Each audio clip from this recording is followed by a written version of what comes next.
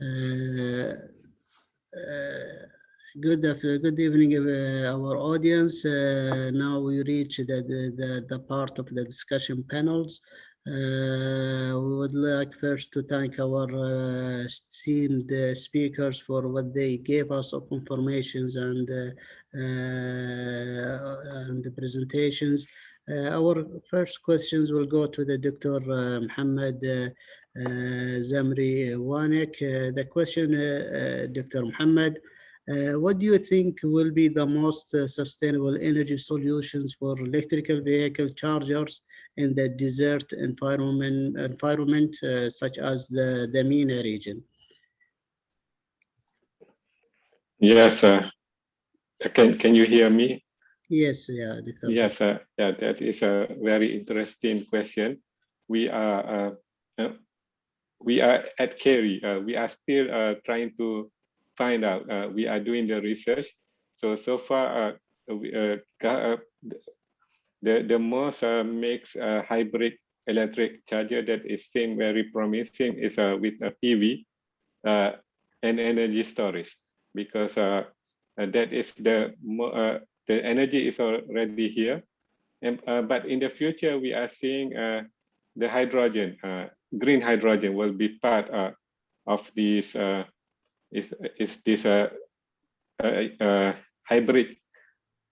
hybrid solution. So we are in Qatar, in QEERI also we are exploring, because the microgrid that I mentioned before, we are now exploring to add energy hydrogen production facility. So and then it will go to fuel cell to generate electricity, or also can be converted to electricity through micro gas turbine. That we have 2 micro gas turbine. So this micro turbine use gas as a fuel, and in the recent study, the manufacturer said even 80% of hydrogen can be mixed with natural gas and can be operated, and this micro turbine can be operated without modification to the engine. So the future I'm seeing for Qatar especially, it will be PV, and wind is not has less potential in Qatar. But PV has a great potential. So definitely PV, energy storage, battery energy storage, and hydrogen, and we are still doing research to find the most optimal one.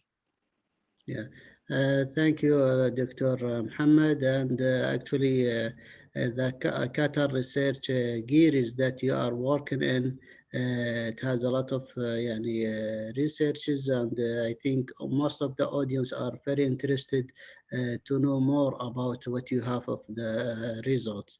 So we hope we can share some of these with you. Dr. Sure. Dr. Ahmed Mousa, there is a question raised by the audience. It's saying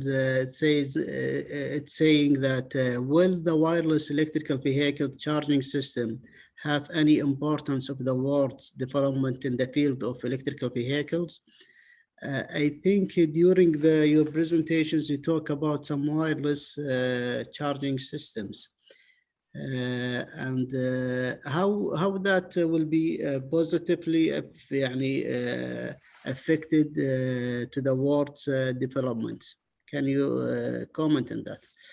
Yeah, sure, thanks for the question. It's a great question. So I think right now, really everything is on the table. One of the advantages of the wireless system is that if it's done properly, it's applicable to every car. That's really the future of it. Right now, different cars have different connection.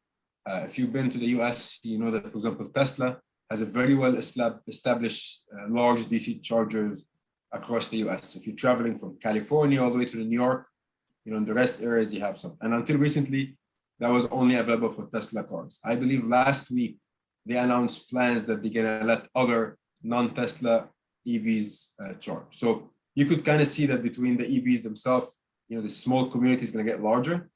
Because if you're able to build a charger that, regardless of the type or the connection, you charge it, it's almost like the charger for the iPhone. That's not maybe the best example, but right now the iPhone, your iPad, your AirPod, all these devices could charge from the same device.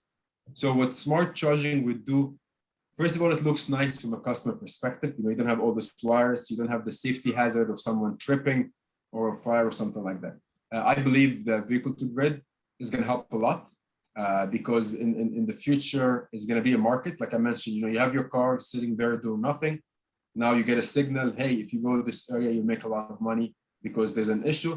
So you drive, you just park, no physical connection. You don't have to worry about the right fit. So I think you're going to see a lot of wireless chargers, and that's my opinion, in the very near future. And it's going to be driven by the vehicle to grid or vehicle to home business. And also, I think you're going to see a lot of the car manufacturers now, they're making a universal plug. So right now it's kind of very unique to every car. I think in the next couple of years, it's going to be very universal. So you could plug any charger at any place. So it's coming, but that's a great question. That's going to happen very soon.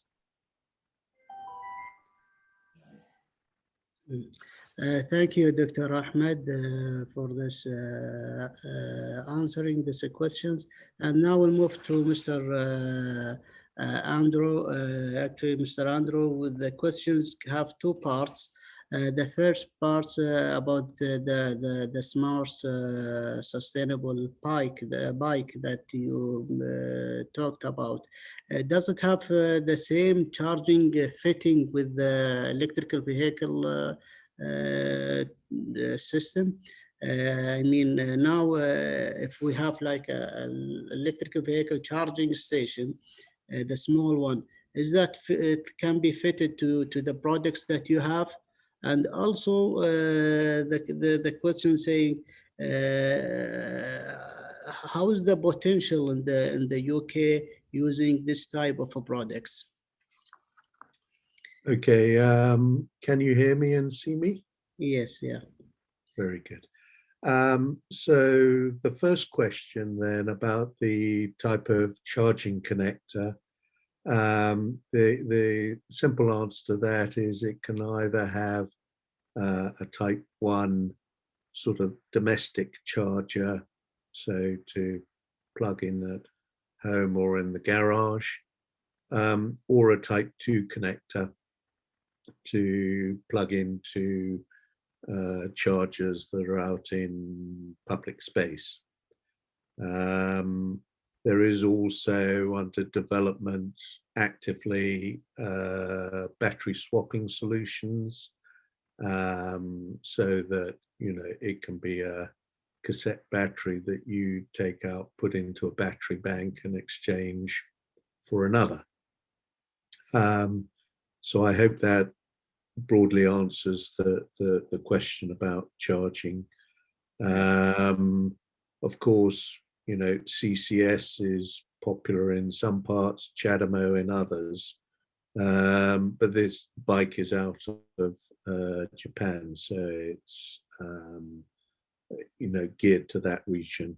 The UK, as far as I'm aware, is probably the first territory outside of Japan where we're sort of actively promoting the bike. In terms of the customers and the potential, certainly in the UK, but I've no reason to expect it's so very different in other countries. But what we see is a lot of interest for light electric vehicles from operators who are focused on doing hyperlocal type of delivery. So by that I mean where the delivery circuit may be no more than 3 or 4 miles. They want to make express deliveries. So for example, there's one of the largest grocery delivery, online grocery delivery companies in the UK that is exploring and is developing, setting up what they describe as micro distribution depots. There are companies making meal deliveries, and our particular focus is on the companies that are looking for sort of differentiated services. So perhaps from premium restaurants to the home, where the customer wants to taste the food, not the journey. So I mean, there are a number of last mile delivery operators, certainly in the UK. We've demonstrated to some of them, and there seems to be a good level of interest. The other area that's quite interesting is all the local authority operators. So in the UK, there are a lot of local councils, London boroughs, etc., county councils, which are responsible for delivering a lot of local services.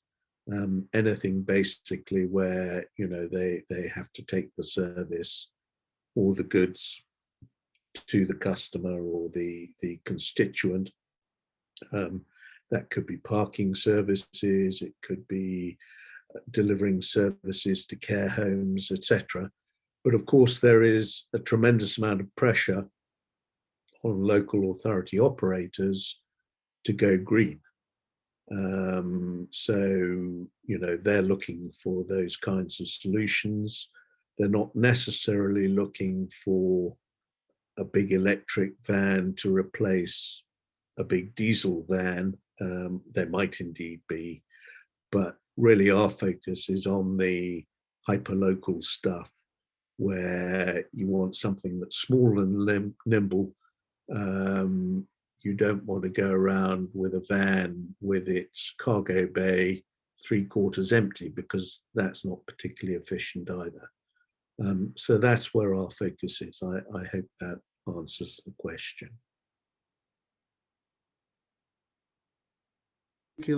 Thank you, Mr. Andrew. And now we'll move to Engineer Adib. Engineer Adib, you said that there is some pilot project with the SEEC to do some infrastructure for the charging stations to be used by electrical vehicle. There is a question saying, what's the challenges that you have or you think you will have in Saudi Arabia regarding the electrical vehicle charging system? And also, do you have idea about how many numbers of electrical vehicles in Saudi Arabia, and what's if there is any buses, electrical buses? Do you have some numbers on that? Yeah, Engineer Salem. In regard to the first question, what the challenging that we are expecting and or respect in the Saudi Arabia, as you mentioned that we are currently working with the EV charging pilot project with SEC, where we're gonna to install and the EV charging in the location, certain location where we will install it and we will allow the certain EV cars to use the charger. The challenging that we are currently seeing that from the power capacity perspective, that when we are selecting certain location, the study need to be done to ensure that this location have enough power capacity to feed the charger, where the AC charger for public area will be 22 kilowatt or 43 kilowatt. In that aspect, if the capacity is not enough, we need to have a new transformer and backup substation and other accessory, we call it auxiliary accessory to feed the EV charger. This is one of the challenging that we can see it, especially when we are saying that you need to install the charger in dense area where you need for sure to increase the capacity of electricity in that particular area. In regard to the number of the EV buses in the Saudi Arabia, at this stage, there is no public EV buses in Saudi Arabia, but we see that from in Saudi Arabia, there is moving from the regulation and from the authority to adopt the EV to make it more more popular in the country, where the regulation and the SASO standard authority for standardization in Saudi Arabia address the standard to allow the EV manufacturer to approve their product, to make the people and make the company able to install the EV charger in the country. Thank you, Mr. Adib. Now we'll have one more last questions for each one of you, our dear speakers. Dr. Mohammad Zamri, your question it's raised as the following. What's the challenge in integrating the electrical vehicle charging infrastructure to the smarter grid? Especially for the countries such as Qatar, Kuwait. What do you think the challenging of integrating the electrical vehicle charging to the grid, or what do we call it, the smart grid? Thank you for the question, Engineer Salim. This is very interesting question. So yes, when it comes to the smart grid, from my experience, the problem is with the ICT infrastructure. So in integrating all this, even for 100 kilowatt macro grid at QEERI, so we are facing the problem because to communicate between each component, energy storage and PV inverter, because the ICT infrastructure is still there is no standard. So we use different equipment from different manufacturer. They have different communication medium. So that is one of the challenge. And also we try to use 5G, for example, but turn out 5G is not working in certain area. So so I'm seeing the problem with smart grid is more on ICT aspect. So and also the other problem is the sharing of information. In this region, yeah, it's difficult because when we contact the different manufacturer, it's like there is always a delay, and this is more on yeah, technical or human. So it's not it's very difficult to coordinate. The ICT, you mean the information and communication technologies, I think. Yes, IT technology, the communication medium, etc. Which is very important for controlling the grid and to ensure the stability of using different integrating sources in the grid. Yeah, this is very important and very challenging in our country, and the same thing in Qatar. If you allow me here, just we see that one also in the same aspect of the integration of the EV with smart grid, that at this stage there is no common, we can say, protocol for application layer, from application layer perspective for the all EV charger.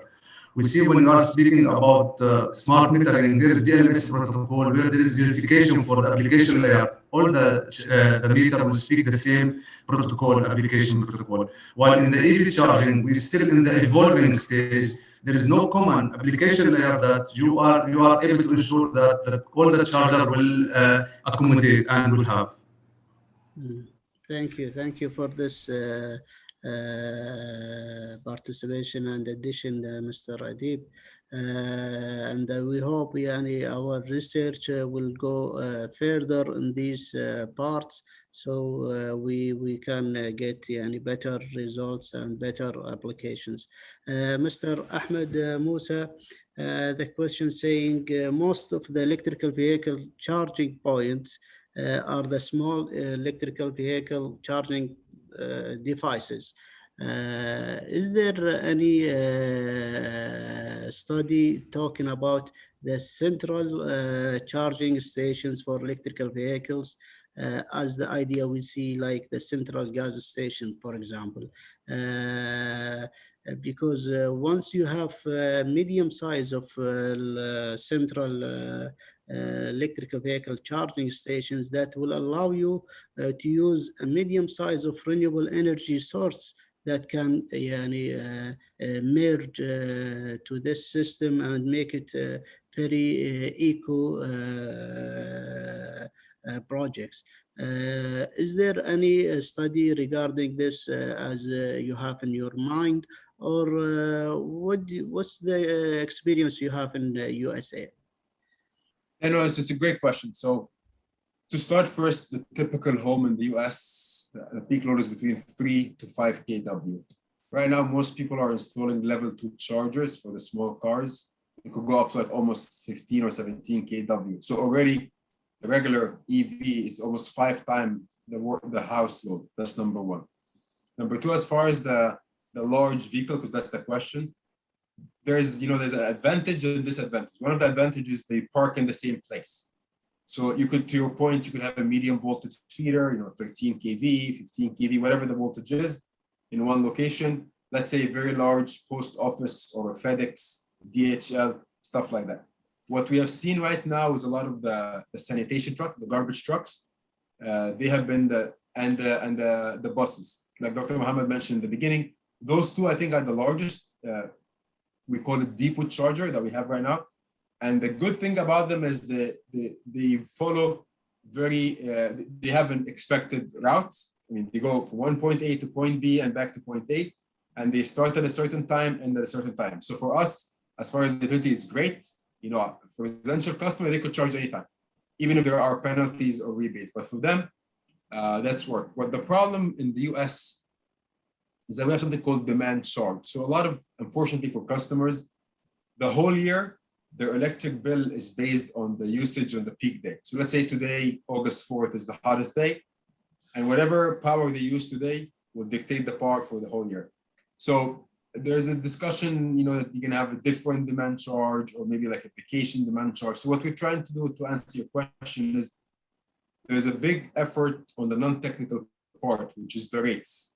So if we're able to have easy rates for the customer, then for them, they're going to make a decision. For example, those large vehicles, sometimes they go with a slow charger. So it takes them maybe 16 hours to charge. Why is that? Because it's cheaper to have a slow charger for them than a very large charger in one time. That's kind of the concept. So what we're trying to do right now is we're trying to work with the customer to develop, because sometimes for us, it's better to charge in a fewer hours, and you could shift the charge late at night. As I mentioned, they have a very systematic load pattern, so we know exactly how many kWs they need. So to answer your question, that is definitely the plan. And we work very closely with all these large companies. As far as the buses, the electrification of buses is kind of small. I mean, like you heard from Dr. Mohammed in Qatar. I mean, the US is much larger, so it's going to take time. So in New Jersey, where I work, New Jersey Transit, right? So they first start with one garage to get some experience. In the second garage, then basically back and forth. One of the points that we haven't discussed, one of the drawbacks is right now everything is going electric. So the cars, buses, trucks, everything is electric. So in the event there's a blackout or there's a major event, your transportation system kind of stops. So we had a very nasty storm in Superstorm Sandy in the East Coast. The power was off for a couple of days. So the buses the diesel buses helped the transportation of people back and forth. So when everything is electric, that kind of put pressure on everybody. So to address this issue is we're working very closely with customers to develop microgrids. So this very large vehicle depot, if there's an event or shortage of power, maybe they have solar, storage, more assets. But to answer your question, yes, there's a lot of studies we have. I think we're working very closely with them. And as I mentioned before, remember, we're trying to push the vehicle to grid. So this setup has a very, very high capacity. We're talking about if every charger is 150 kW, and right now there's a discussion that every charger could go up to like 1 or 2 megawatt. That's a massive amount of generation and of course load. So the studies are there. We're breaking it down basically by residential, commercial, and industrial.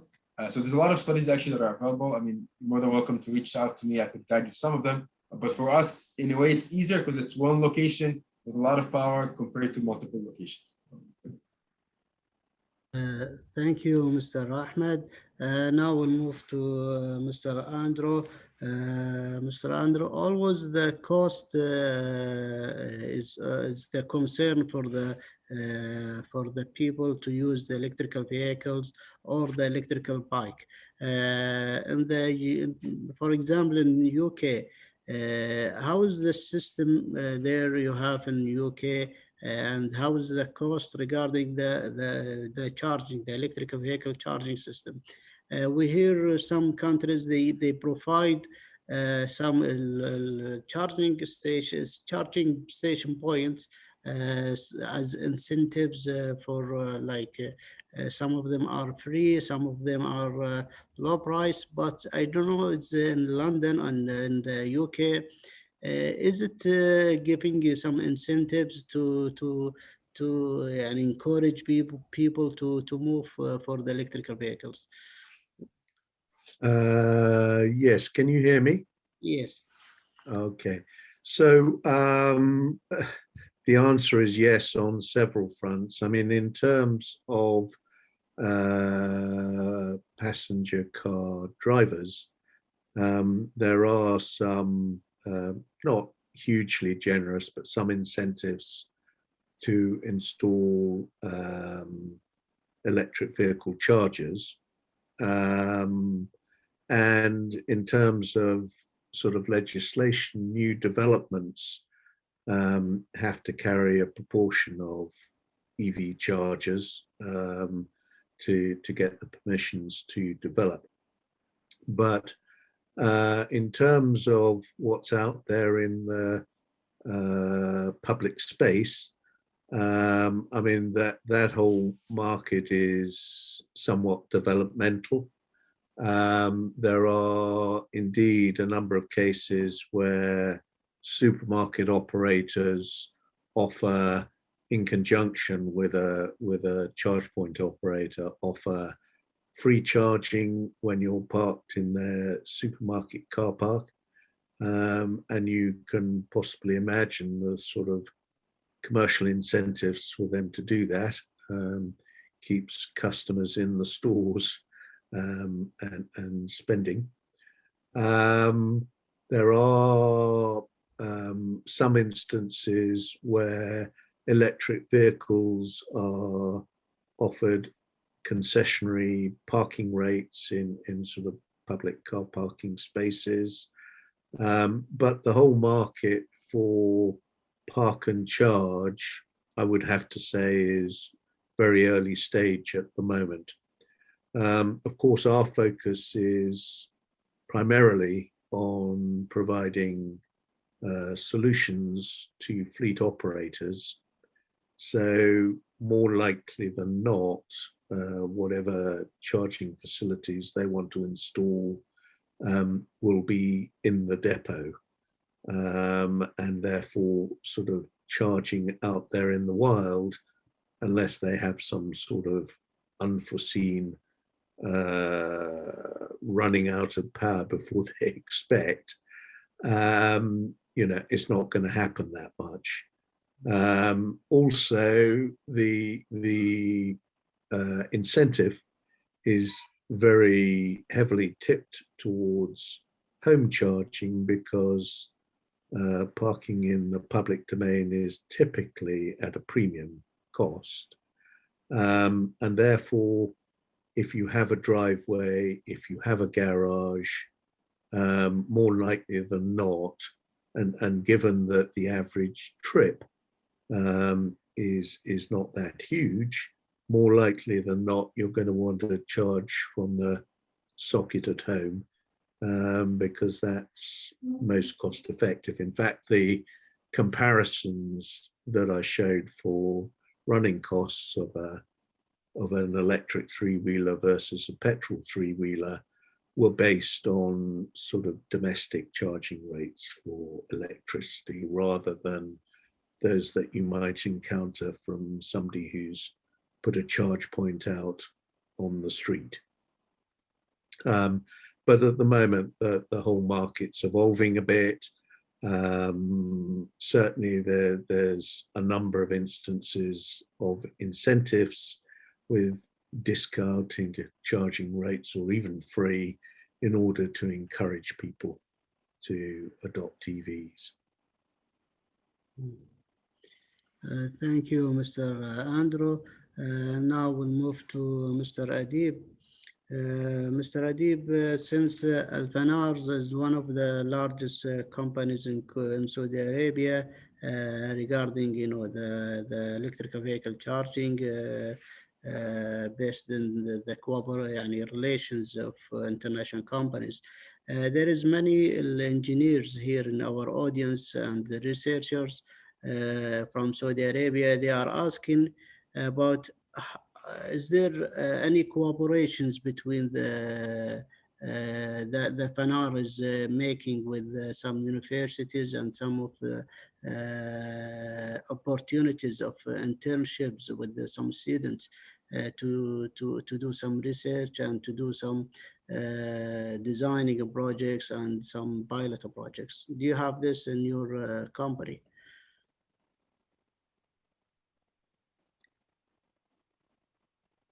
Yeah, Mr. Salem, yes, Alfanar cooperate with the Saudi University and make an internship for the first, we can say, the ranked student, where they can, we have a program called Waid in Alfanar for the ranked student in the Saudi University. They will be internship and they will be part of the research and development in Alfanar team. As you mentioned, Alfanar acting as a global player, having their R&D, we can say, department in Germany, in Italy, in Turkey, and in Middle East. That's a great. And now, actually, I advise all the audience to search on our speakers and their LinkedIn pages.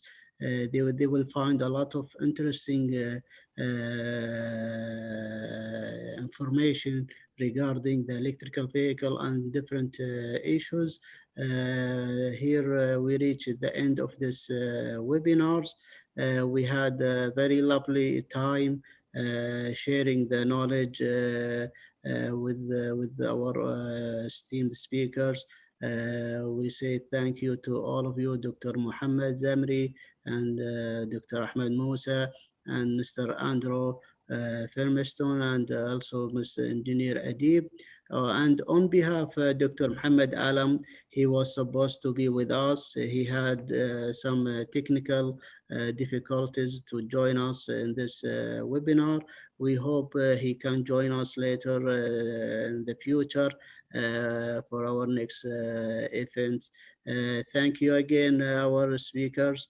And also would like to thank our audience who stayed with us during these 2 hours. And for sure, we will have a very interesting webinars in the future. We have next week a free webinar regarding the certified strategic planning training. It's a two days training. It's a free webinar. You can join us in this one. Thank you. And the last words, if our speakers would like to say, we'll start with Dr. Mohammed Zamri. If you want to say something in a few seconds. Yeah, thank you very much, Engineer Salim, for inviting me to this event as a speaker. So I feel great to be here sharing my knowledge, experience, and views on electric vehicle. Thank you, Dr. Mohammed. Dr. Ahmed. Thank you very much, Dr. Salim, for the invite. It's a great discussion with panelists. I mean, one last message again. It's a battery, it's a source, it's load, it's money making for you in the future. So get one. Inshallah. And Mr. Andrew. Yes, indeed. Thank you to all the other speakers as well. I found it very informative. And I am quite sure, actually, that in the commercial vehicle world, very much as in passenger vehicles, that the march of EVs will continue at pace. I think there are a lot of challenges for the facilities operators or people who have to install infrastructure to support that. But equally, you know, some amazing opportunities, as referred to, certainly for people who are running vehicles effectively to become prosumers. In other words, to interact and to support the distributed grid at the same time as not having their major asset, the vehicle that they've invested in, you know, lying idle without any return. Thank you, and it's our pleasure to have you all. And Mr. Adib, last words you have. I would like to thank you, Mr. Salim, and thank our audiences. And I could say that let's work together to accelerate the adoption of EV and make our planet cleaner. Thank you. And it's our pleasure to have you all, our friends, and we'll keep in touch for sure for the future activities. Thank you all, and we'll see you later. Thank you. See you guys later. Thank you. Assalamu alaikum. Alaikum salam. Warahmatullah. Thank you. Salam.